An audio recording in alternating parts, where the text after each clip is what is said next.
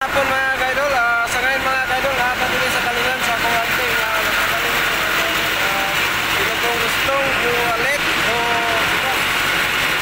Tayo bukas kiri ang napagaling. Mabot na siya o kuha mga kaidol. Tayo kita sa akong 25 kilos mga kaidol.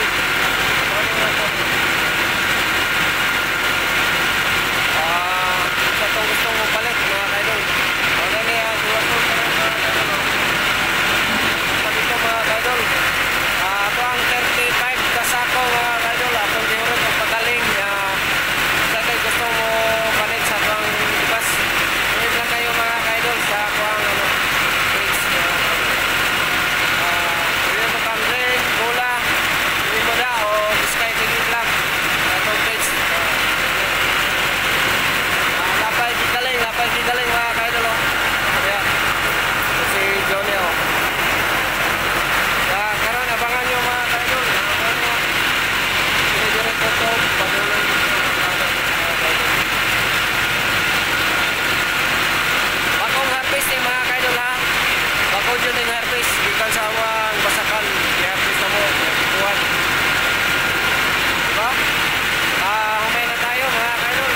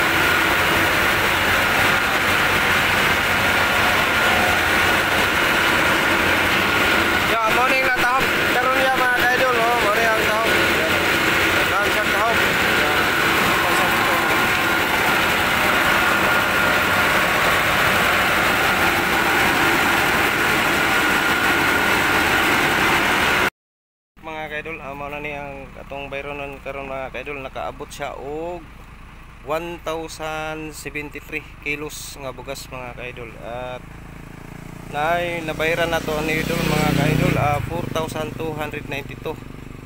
Ya kay gibaligyaan man nato og tahop, nihalin siya og 629. Ya total niya mga kaidol 3668.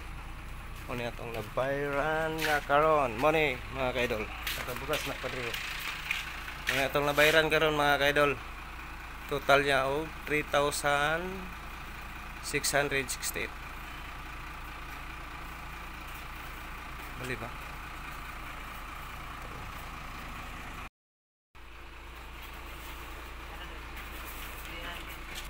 Yan mga kaidol.